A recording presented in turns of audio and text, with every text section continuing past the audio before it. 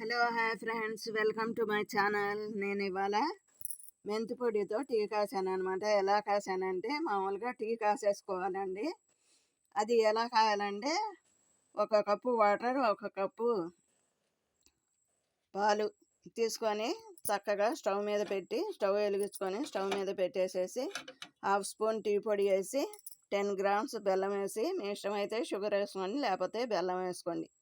ఈ రెండు కలిపి మరగనిచ్చేసేసి చక్కగా వడబోసుకోవాలన్నమాట. వడబోసుకొని వేరే గిన్నెలో మనం ఆ టీని పోసుకొని మళ్ళీ స్టవ్ మీద పెట్టాలన్నమాట. స్టవ్ మీద పెట్టి ఇట్లా ఉన్న మెంతుల్ని హాఫ్ స్పూన్ టీలో వేసేసుకోవాలి. అది ఎందుకంటే మెత్తగా ఉంటే టీ చేదు వస్తుందండి. మెత్తగా కాకుండా పొడి ఇట్లా ఉండాలి, కొద్దిగా మెత్తగా కొద్దిగా పొలుకులుగా ఉండాలి. ఇది వేసుకొని చక్కగా 3 మినిట్స్ వరకు మరగనిచ్చేసేసినాక చక్కగా ఈ కప్పుల్లో వడబోసుకోవాలి. ఇలా వడబోయకోకుండా మనం టీ సర్వ్ చేసుకోవాలన్నమాట. ఎందుకంటే ఆ టీలో పోషకాలు ఉంటాయి. అవి మెంతుల్లో ఏముంటాయి అంటే vitamin A, calcium, potassium, folate, phosphorus, magnesium ఉంటుందన్నమాట.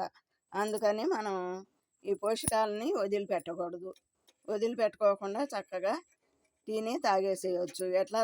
ఎట్లా అంటే ఇది గుమగుమలాడుతా చాలా బాగుంటుందండి టీ.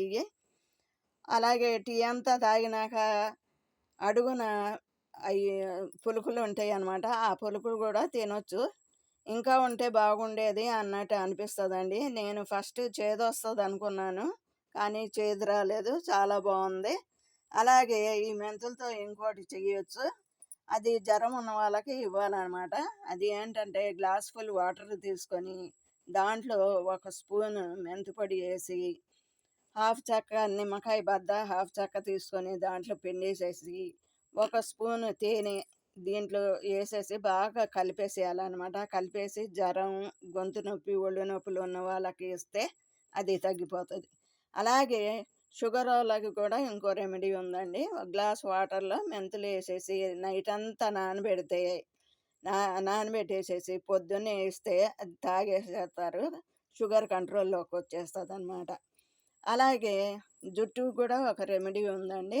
అది ఏంటంటే ఒక కప్పు పెరుగులో ఒక స్పూన్ పొడి మెంతులు వేసేసుకొని చక్కగా కలుపుకొని మనం జుట్టుకి అరగంట ఉంచేసేసి జుట్టుకి పట్టించేసేసి 2 గంటలు ఉంచేసేస్తే అది చక్కగా నానిపోయి జుట్టుకు పట్టేస్తుంది అనమాట.